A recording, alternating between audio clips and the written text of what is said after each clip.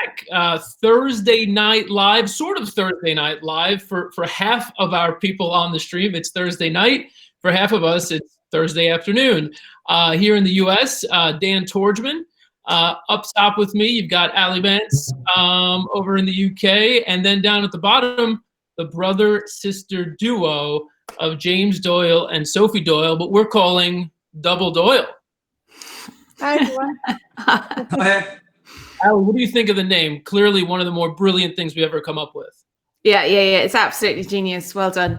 No, it's great. So I was just saying I haven't actually met Sophie before, so it's nice to sort of meet you across this sort of YouTube channel. But obviously I know James very well and have sort of spent many years interviewing him and chatting. It's great to have you both on board.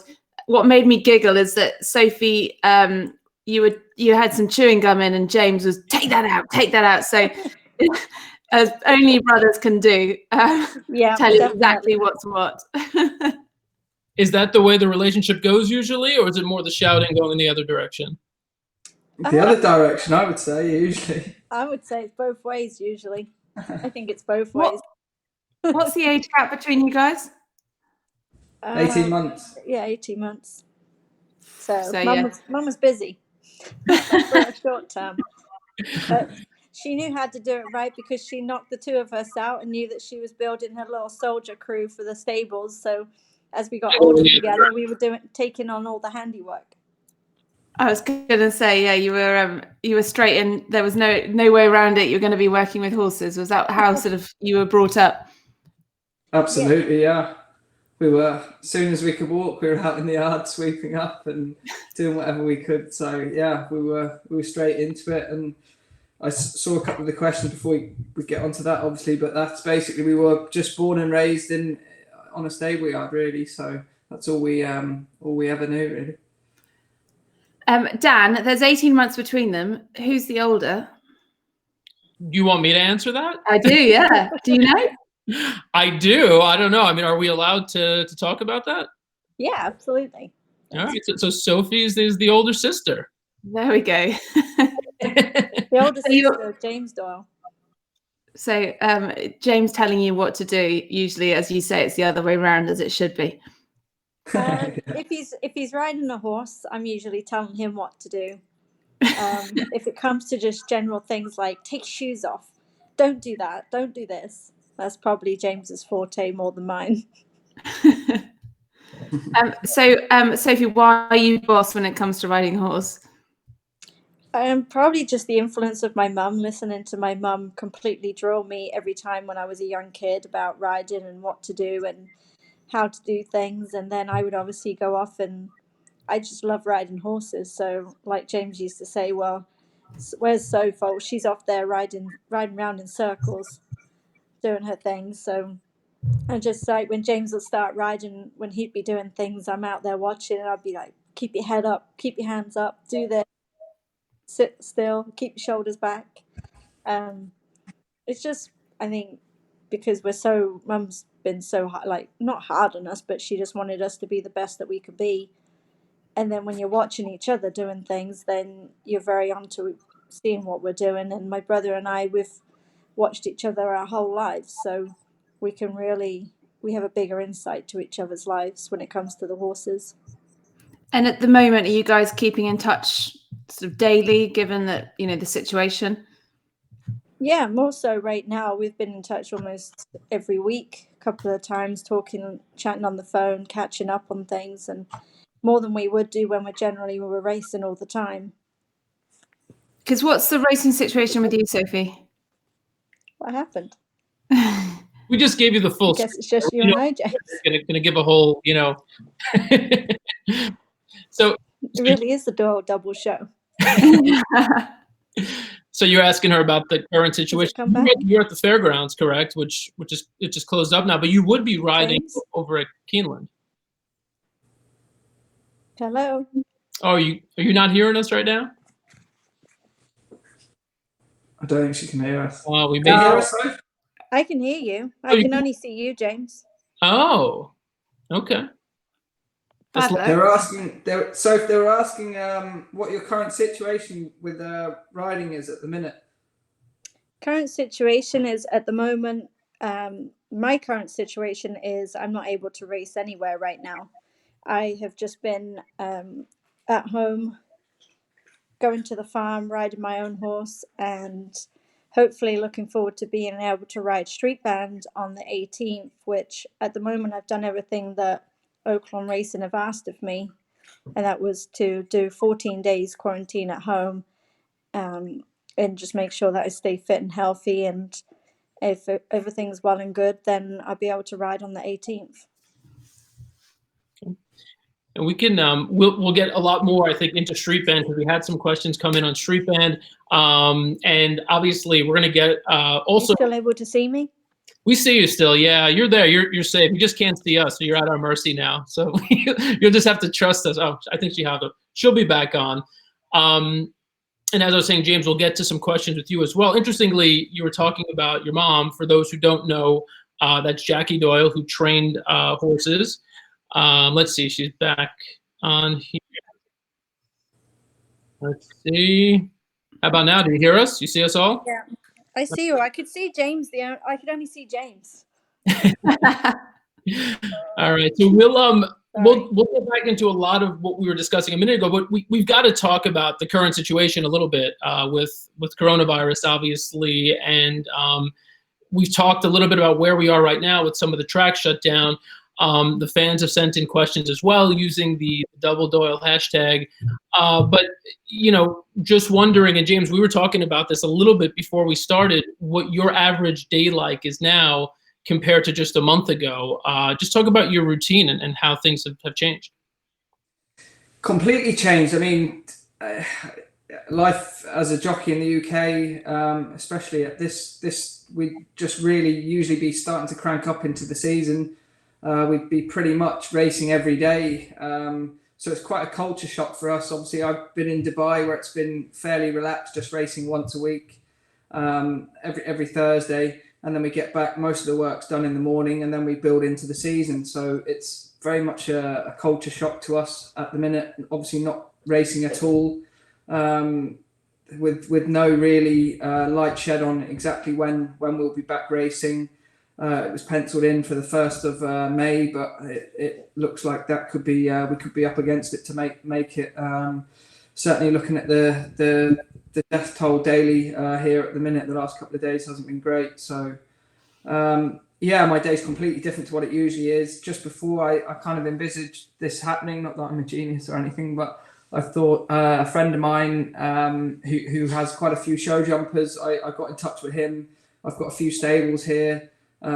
So he sent me a couple of show jumpers, which is quite handy. So I've been messing around with them and going on nice long hacks. The last couple of days have been beautiful. So the horses have to be exercised. So I guess it's classed as essential. And I've been enjoying it really, but I'd much rather be racing. But listen, at this current time, I guess there's a lot more important things going on than racing. But fingers crossed everything can, start progressing forward, and first and foremost, the world can kind of return to somewhat of normality, and secondly, we can get back racing as soon as we can, really. James, were you on one of the last flights back from Dubai? Because obviously the Dubai World Cup was going to take place behind closed doors, and you were out there, and then suddenly the UK went down into lockdown. What was the situation like for you getting home? We found out, I think it was around 4:00 UAE time on the Sunday before the World Cup that it was cancelled. So there was quite a few of us actually, myself, Andrea Azzini, Jim Crowley. There was quite a few of us on the flight, Jamie Spencer, William Buick. We ended up catching the 3:10 on Monday morning, and I believe the airport all but closed on the Wednesday. So there were a few people that were tighter than us. Actually, when we were in the airport on the way out, Jamie Osborne had landed that morning and he couldn't get a flight until the next day. So we met up with him in the airport, and he literally was stuck in. There's a film, is it? Well, I can't think of it with Tom Hanks. Stuck in the terminal, yeah. Yeah, is it Tom Hanks? I think so. We had a bit of a laugh and a joke about that, but luckily he got back on the next flight the next day as well. So yeah, a few people would have been a bit closer than us, I think. Yeah. And Sophie, you would obviously, in talking about routine, what you would be doing now, you would be at Keeneland right now, correct? We were kind of touching on this, and so what are you doing to pass the time? I know street band is looming at Oaklawn, you mentioned, but what is your actually, in fact, you know what, let me just read one of the questions. Margaret on Instagram asked, how have you all stayed fit with no horse racing, and how has that part of the routine changed? Well, usually on my morning, the way I'd go about my day is I would get up in the morning, have breakfast, then I've got a 4-mile run up to the gas station and back. So I would do that 4-mile run and then come back and do a 45-minute Orange Theory workout. So I would do that.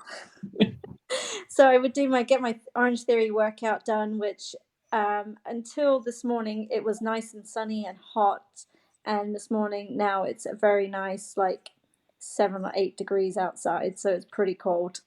And I would then afterwards I'd probably do some DIY in the house. And my task at the moment is reconstruction on the stairs, taking up the carpet. I'm going to replace that or do some painting on the stairs. So I thought I'd maybe get that done.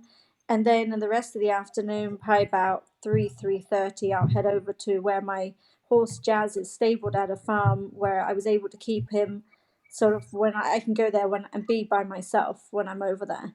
So I go over there and spend probably, I think it takes about me 3-4 hours to do one horse. just between I take him out in the round pen, I'll do some lunging exercises, and then I like doing some horsemanship building exercises. So I'll do a couple of things of joining up with him and doing some deflighting work with a couple of scary things in the pen that he learns to trust me. So we get to have a good bonding experience and build a lot of trust together. And I just love being around horses. So I enjoy being there with Jazz, and at the farm there's lots and lots of new baby foals being born. And at this particular farm is where my first graded stake winner is at Fioretti. And she is due to foal any day now with a more ready filly or colt on the way. So I've actually been sleeping with my phone switched on at night and not having it on silent because I'm anxious to get a call that she's just about to start foaling, and I'm going to jump in my car and I would love to be there and watch Fioretti have a foal and just be, just a pleasure and a great experience to be a part of that this is my first ever graded stake winner, and how amazing would it be to be there while she's actually having one of her foals. So that's been keeping me pretty busy.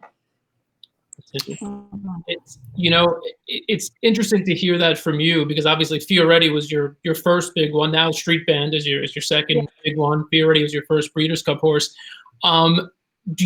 Is developing a bond like that's that intense where you want to be there when she actually when she actually gives birth, to that point that you had that sort of connection with that horse and with some of these horses in general? I mean, that's pretty fascinating to hear that you actually have that kind of bond. Yeah, absolutely. And Fioretti for me was like over 4 years ago now. This will be her third foal. I've been so busy with racing that on a normal day it wouldn't be able to happen.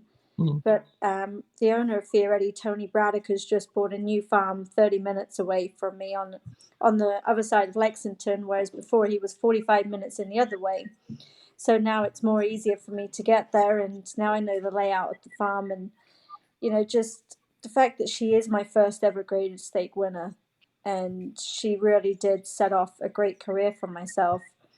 Just to be able to be there, and the fact that, like I say, I love horses and I love being around things like that, and to see her bringing a foal into the world and being there when this foal arrives would be just absolutely amazing. And watching her out in the paddock right now and I go over there and give her a couple of peppermints and spend some time with her, the time that I haven't been able to spend because she's been a lot further away from me, and especially when I've been away riding in Chicago for the summer. So, I just love horses, and it's part of racing that to be there when the mare's having a foal, and to be part of her life and her second career being a mum is fantastic. James, have you ever had a connection quite that strong where you were there for a foaling or anything along those lines? No. Not even Peter's. As this interview goes on, you'll start to realise Soph's the real horsewoman and the real, I just love to get on them and try and ride big winners, and that's that. So yeah, we have a little. Whilst I do love my horses, don't get me wrong, and I've put a lot of work into trying to be the best horseman I can. I've spent a lot of time with people like Gary Witherford, who's quite a famous horse whisperer here. Gary Witherford and his son Craig, they do a great job with horses that can be tricky in the barriers or the stalls. So I've tried to do my best, but I like to be a jockey, and that's that. So whilst I'm enjoying playing around with a few jumpers at the minute, I can't wait to get back on the track and kick on with it. I did see Night of Thunder cover. Who was I won the lock-in on him a few years back. I did see him cover one of our mares once. That was an interesting experience. James, what about when it was your 12th birthday and we were in that little cabin waiting for Petersford Girl to have her first foal? Yeah, I can't really remember. I remember it was a long night. It was a long night. We were all huddled in this. I slept in a porter cabin. I wasn't really best pleased to be honest. Talking about sleeping in porter cabins, there's a question on the whole quarantine for James. George on Instagram has asked, pick who would you like to spend 2 weeks quarantine with, James? Murphy, I presume is Oisin Murphy, Frankie Dettori, Andrea Azzini, or Jamie Spencer? Which of the four and why? I would say Jamie Spencer, definitely. He's a great laugh. He's good fun, very witty. He'd keep us all entertained. And I have to pick three more, do I? No. You pick one of the four. Oisin Murphy, well, Frankie. Jamie. Yeah, it'd be a tight call, I guess, between Jamie and Oisin, just because they purely keep you entertained. They're great lads, great fun, good sense of humour, and you wouldn't be bored with them, all right. I think not that you would be with any of the others, to be fair. I think I was going to say the better question might have been, who would you least like to spend quarantine with? Probably Frankie, because he's so energetic. Even I think if you were, he's just always 100 mile an hour. So whilst that would be great to an extent, you would want to relax at some point. But that's Frankie. He's just a very vibrant character who's always on going. His mind's going 100 miles an hour. And Sophie, one question on quarantine. What's your box set of choice? My box set of choice. My choice at the moment, I'm watching Ozark. So yeah, Ozark. If I wasn't watching Ozark, then I would probably be doing. I've finally watched Game of Thrones. I only watched it after when the last season came out. I haven't watched any of it. Terribly. I did a marathon watch of Game of Thrones, and then I actually, just ironically, the last week that I finished watching Game of Thrones, I actually won on a horse at Arlington called Dame of Thrones. Nice. So that was quite ironic for that to happen. But so at the moment, my box set is Ozark on Netflix. James? I quite like a series called Power.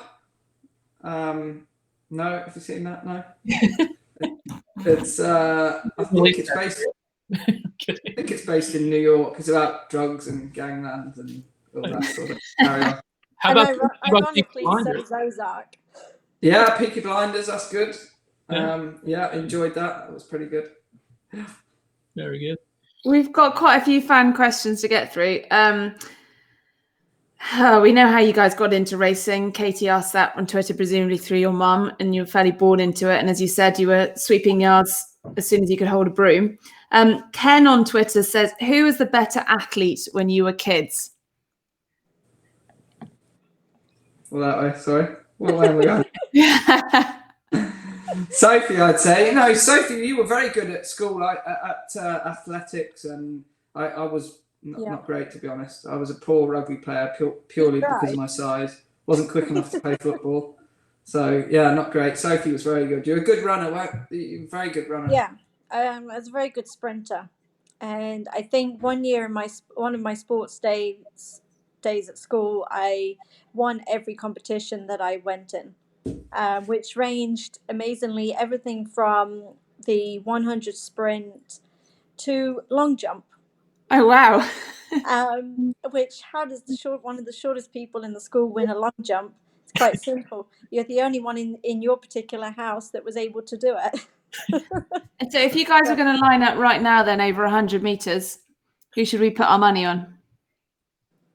I reckon I'd edge you out now. There we are then. I've caught up. I've got the longer legs, you see. Well, you do have that on your side. I didn't grow as tall as you did. I definitely beat her in the long jump, anyway.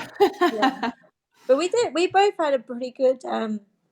We were both really interested in rugby, and we used to go and watch rugby play the Harlequins and London Irish.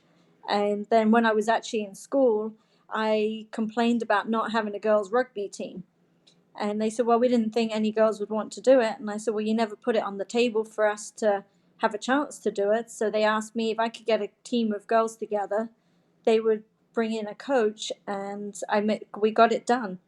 We ended up having a girls' rugby team, and a coach came in from Reading College to coach us. And we set up a girls' rugby team and got it going, and still to this day they still have the girls rugby team at our old school at Trinity, so that's really great. And it just shows how much I loved my sport, and I was doing anything and everything that involved that I could get into, I did.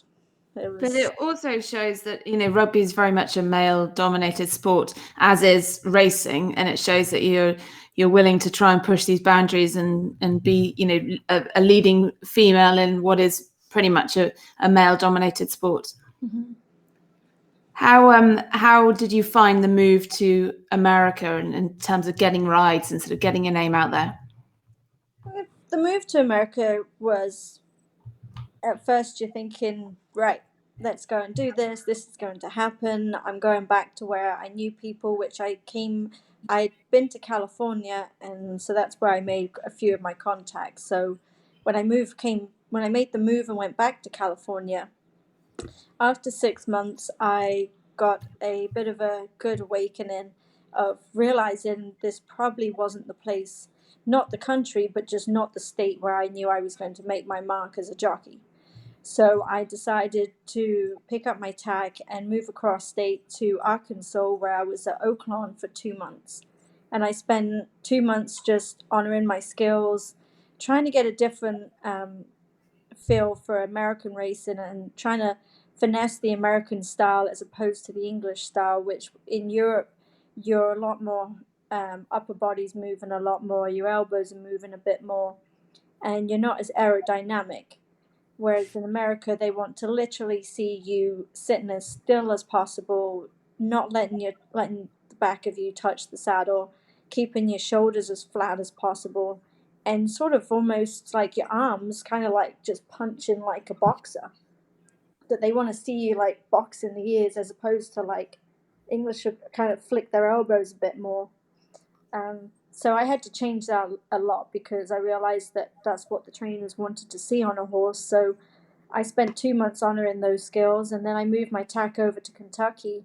And it still took me a while to get in because nobody knew who Sophie Doyle was in America. So I didn't have a bug. I was starting off as a professional over there. And I really had to, make my way in, make a lot of contacts, and just put a lot of hard work in. That every day I was out there working horses, going from one track to another track, which there's 3 or 4 different tracks here in Kentucky and training centers that you can go to. So I just worked really hard, and then eventually I got the opportunities. And the same way as I got onto Fioretti, that I worked really hard to get into Anthony Hamilton's barn. And one night at Turfway, when a jockey got injured in the gate and they needed somebody to ride this horse because the horse wasn't injured but the jockey was, Sophie Doyle put her hand up and said, "Hey, I'll take on the job." And they were like, "Are you sure?" I said, "Absolutely," because I knew if I rode that horse and can get it to run and do good, then perhaps there was a chance I could get into that barn and get myself onto Fioretti. And that's exactly what happened. And after that, you've seen how the history is now, that I got onto Fioretti and it helped me make my mark in America. And James, when Sophie said she was going to be moving to America, and what were your thoughts on it? Well, I think originally when Sophie went, obviously she went to be a work rider in California. So obviously it's pretty tough, or certainly was back then. It was pretty tough to make it as a female here. Obviously, we've seen in recent years the girls are doing amazing, the likes of Holly Doyle, Josephine Gordon, and there's plenty of others. So Nicola Curry. But I think it was very difficult back then, Sophie, wasn't it? It was you were trying your best, you exhausted every avenue, and things just didn't seem to be happening. So I think you went over there not really expecting a whole lot, did you? You kind of went like the world was your oyster, and then when you moved to Kentucky, it kind of took off, didn't it? But I have to say, California was a pretty tough, it's a tough jockey colony there. There's a lot of good riders, Mike Smith, and, it's very tough there. So when I did think it would be pretty tough to get rides there, but obviously when she relocated, then things really picked up, and we were just so pleased that Sophie had found her niche. We knew the talent was always there. It was just finding the right place where things would all click into place, and thankfully they did when she moved to Kentucky. For James, Andy on Instagram says, Sophie, you've picked up a Southern American drawl. James, what do you make of that? Infuriates me to an extent. After when Sophie came over to Dubai, she rode in Saudi Arabia for the Jockeys Challenge.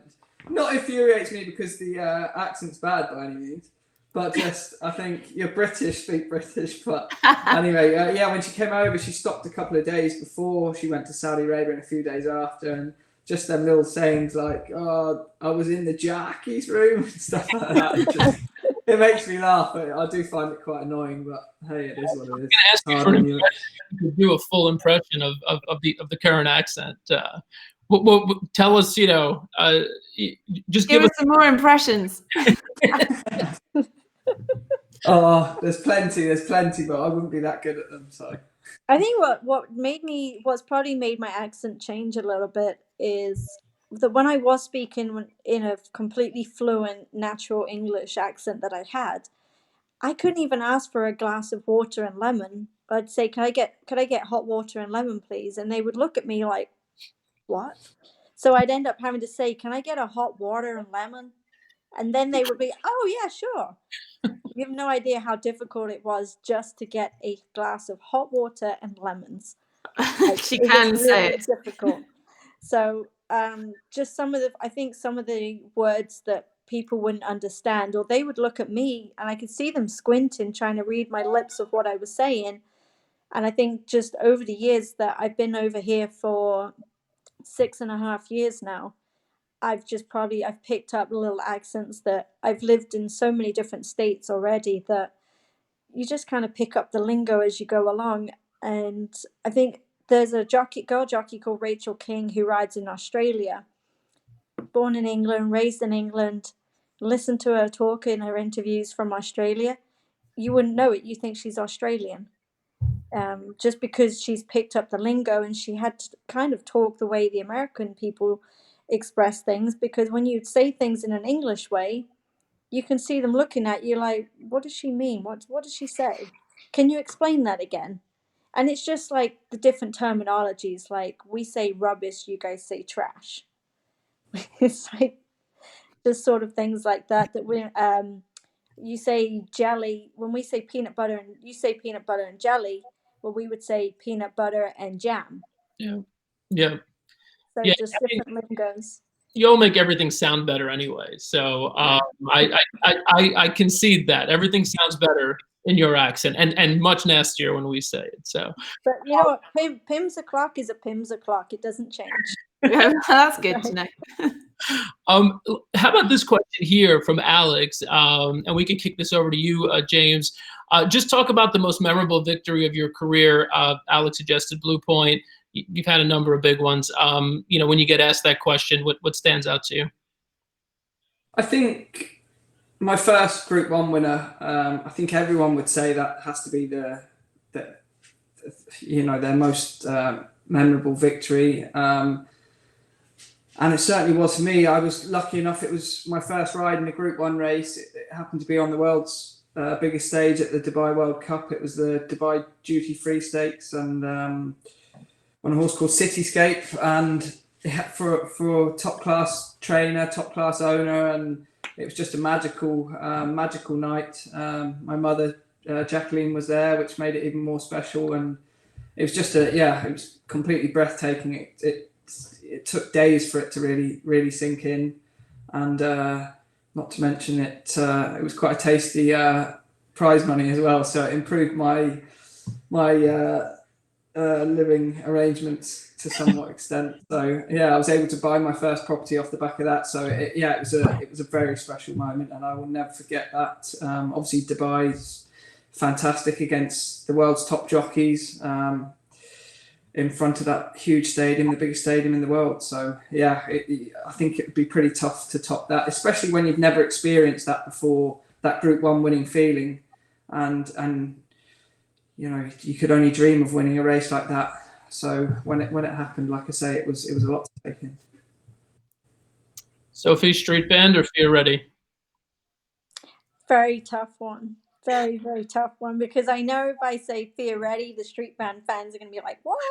And the people, if I say street band, they're going to be like, Fear Ready is going to be saying, well, she was your first one. Fioretti, like James with his first Grade 1 win, that Fioretti actually, she put the money in my pocket the same way to be able to buy my first property.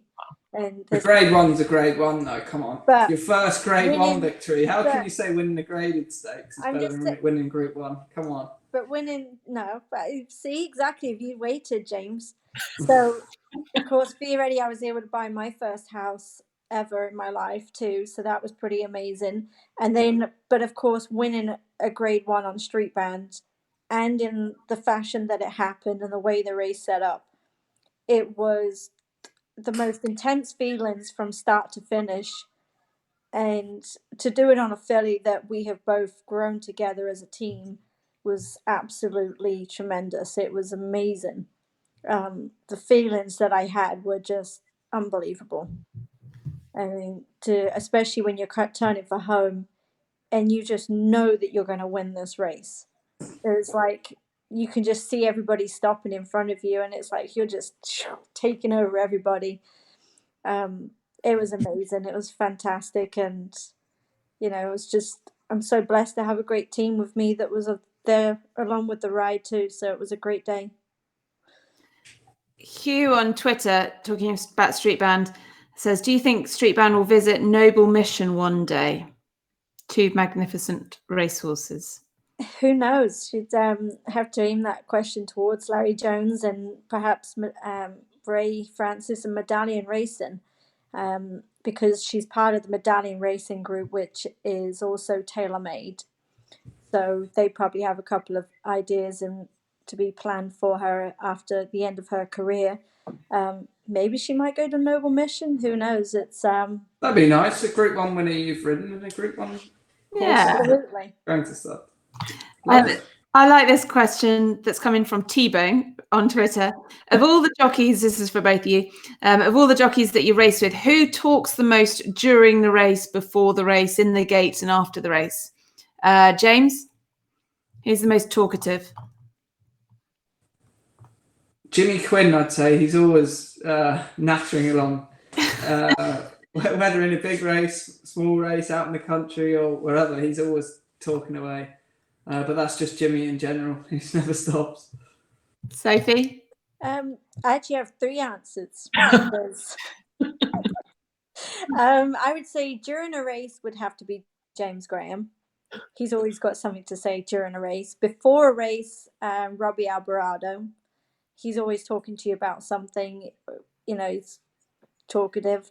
And after a race would probably be Channing Hill, because he's always got something always happens, and he's always chirping on about what just happened in the race. And but there's three good people that have always got something to say. Have you guys raced each other? Yeah, we did Yeah. before Sophie went to America. Often? Actually, there was quite a bit. We had Yeah. I've put myself in a very sticky situation once or a tricky situation at Lingfield one day. Mum was still training and Sophie rode her horse and I rode a horse for Tony Carroll. And Sophie made the running and she kicked off the bend as you do at Lingfield. Looked like she'd had it all sewn up, and I came out of the pack on Tony Carroll's horse and just got up on the line to win. So And that nailed was on the wire. yeah, we were all myself and Sophie were quite young, so we were still living at home. So when I got back, I wasn't. The family members weren't too pleased. James's dinner plate wasn't very big that night, you can imagine. Didn't go down well. You haven't kept a tally about each other a lot. I think you haven't kept a tally on what the score is. No. We didn't. To be fair, we didn't. You went to America not long after, so we didn't really ride against each other too much. I rode in England for 7 years. Yeah. We actually for as many times as we were racing and going racing, we actually didn't bump into each other in a race very often. No. You'd think, not like the likes of the Ortiz brothers that bump into each other that much. We were racing, but we weren't always bumping into each other in a finish or, in the race. We were kind of, some days we'd turn up racing and be like, oh, hey, nice to see you. See you later then.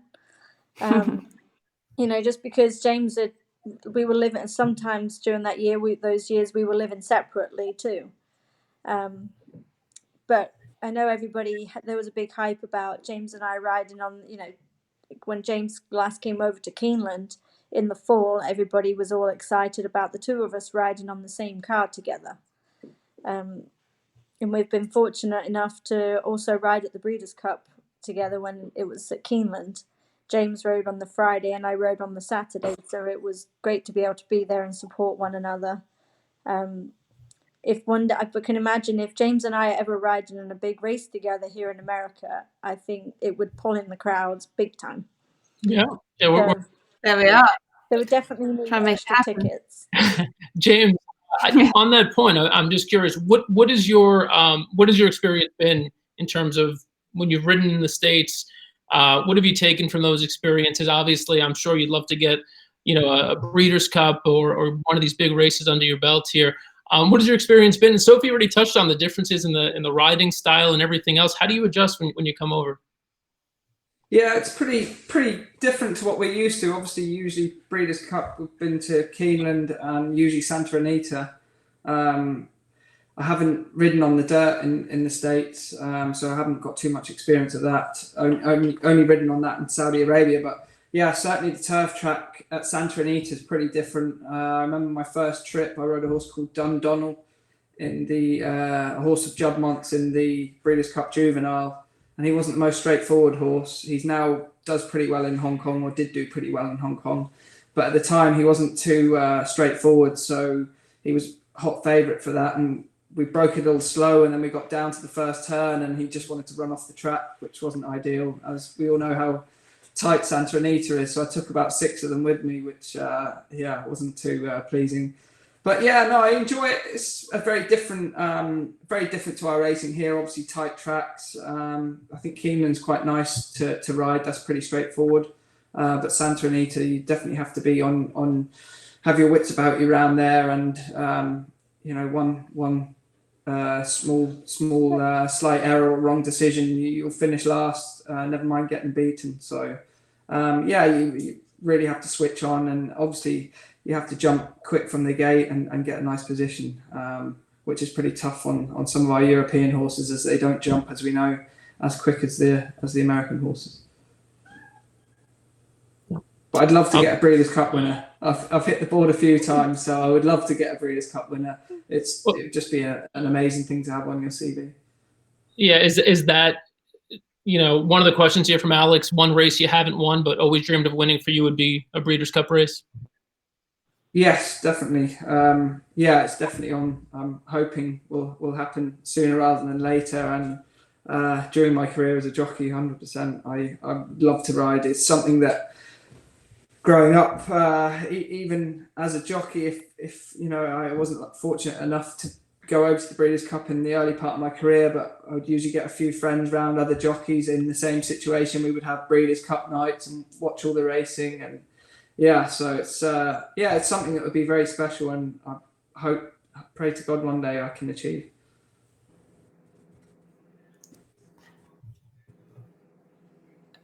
Dan, any more questions from the listeners, or people who've put any in that you want to cover? I think the only one that's sort of a little quirky here that I'd be interested in is just superstitions. It's a quick one. Do you have any superstitions? We had a question here about, is there anything you wear, Isabella on Twitter, is there anything you wear that's special on big race days to bring you extra luck? I do.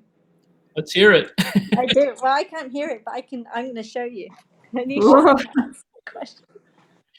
It's a family show, by the way. Okay. These are nice. She made me socks with her dog's face called Fergie, and they're pink that I like. So I was wearing the pink. I always wear these pink socks with Fergie's face on them.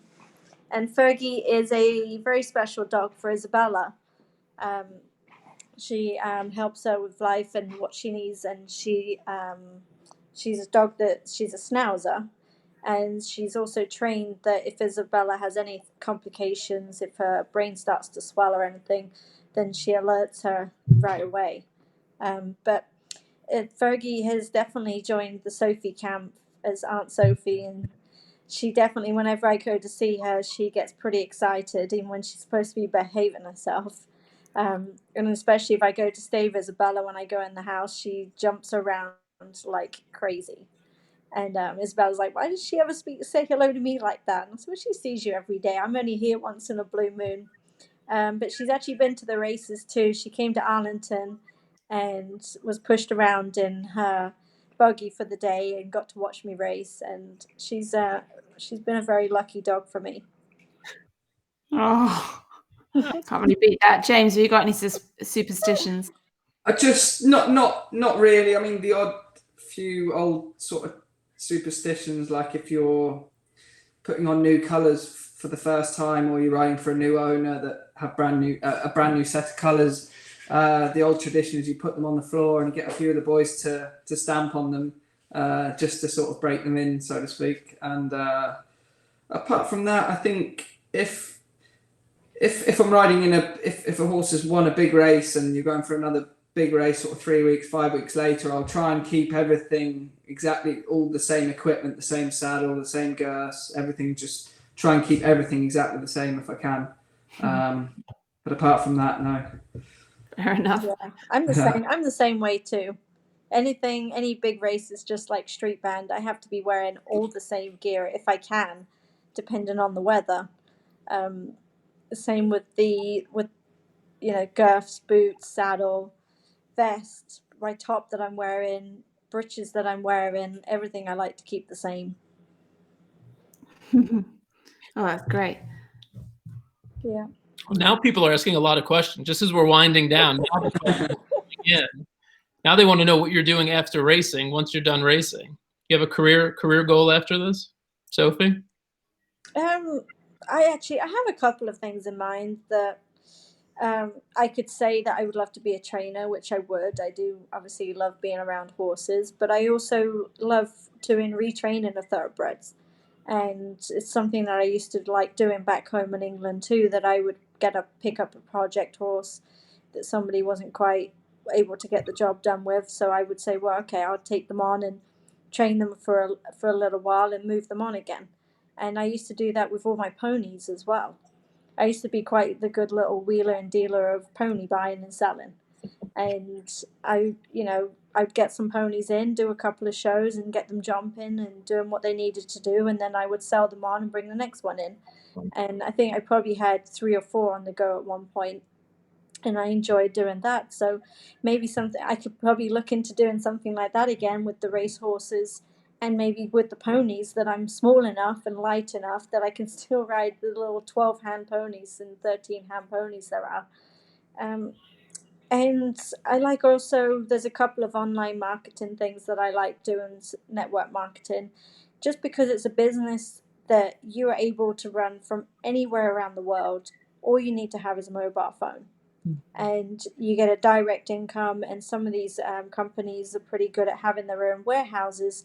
So if they, at the moment, Melaleuca and Arbonne, they're not being affected by what's happening. They're still able to ship out their products and keep their customers happy. And plus, then your shoppers aren't having to go to a store to buy them. They're having them shipped directly from a warehouse. All you got to do is just take them out the box, wipe everything down, and bring them in the house. And you can do all your shopping online with those two companies. So anything like that obviously keeps a steady income coming in. Yep. And it doesn't matter whether I'm here in America, back home in England, or jumping over to Dubai to see my brother if he's over there in the colder months through the winter. I can still run a business from there. So there's a couple of things that I have in mind, and of course, because I'm the older of the two of us, and it's something that in a couple of years' time that I need to be thinking about having plan B and C. And especially right now, as this everything that's been going on, I definitely need to have another plan in mind. And for the couple of months that we're not going to be racing, at least I still have those two companies coming in with an income. Yeah. So it's pretty helpful to have that. James, for a next career, we don't expect to find you in the foaling barn, as we've established. Yeah. Have you given that any thought about what's next? Yeah, it's tricky. Obviously, the ultimate goal would be do that well as a jockey. You don't have to, you don't have to think too much about it. But listen, we all know that's probably 100 to 1. So I guess I'm at that kind of age. I'm 31, turning 32 next week. So you're kind of at that age where it's certainly ticking over in your mind, and you're constantly looking for ideas. Nothing obvious. I'm no doubt it would be definitely something to do with horses. I wouldn't move away from them at all. Something within the racing industry, I would hope. But yeah, look, it's constantly on my mind. Nothing that really grabs my attention right now. So we'll just see how things unfold, and keep doing our best as a jockey and doing the job I'm in at the minute, and for as long as I can and as safely as I can. Yeah. All right, Ali, anything else you want to add before we let these very generous... No, loads of questions are coming in, but only one I think that is quite just a real quick follow-up, James. I think it's come from my husband, so I have to ask it, otherwise he'll get cross with me. Did you and your colleagues trample on the Queen's colours when you first rode for her? No, you couldn't do that, could you? To be fair, the Queen's colours are... the Queen's colours are... I mean, some of them I've worn have been around for a hell of a long time, so... They were never too new. No, exactly. Not the ones that at the tracks I wore them at anyway. So. Yeah, no, fair enough. Thank you so much, guys, for joining us, and it's been great to hear from you both. And it's nice that you're correcting each other, and one of you, so, like the bit of back chat between you guys. Thank you very much, guys. Thanks for having us. Nice to meet you, Dan, and take care, Ali and Soph. Yeah, and you, James. Good luck with those show jumpers. Yeah, thank you. I'll need it. Like Sophie said, though, next time we bring Mom in, we'll call it Triple Doyle. Sound good? Absolutely. Very imaginative, Dan. I wouldn't get a word in edgeways. I might leave that one to you guys. I'll sit the next one out and just watch. We'll keep it Double Doyle. Keep it double. Yeah. Keep it Double Doyle. Bring the Mama Doyle in. All right. Yeah. Wonderful. Thank you so much. I just want to remind viewers who are watching live at 6 p.m. Eastern, you could hop over to our friends at the Breeders' Cup. They have cocktails and conversations. I imagine James and Ali will be long asleep by then. But that program today will have Nick Luck, Brittany Urton and Mike Smith will be on. So hop on over to Breeders' Cup, check them out, and then come back here every week for Thursday Night Live. Thank you again to my wonderful co-host, Allie Vance, and Thank you. our wonderful guest, Sophie and James Doyle. Have a great night, everyone. Cool. Thank you. Cheers. Thank you very much. Bye. See you guys.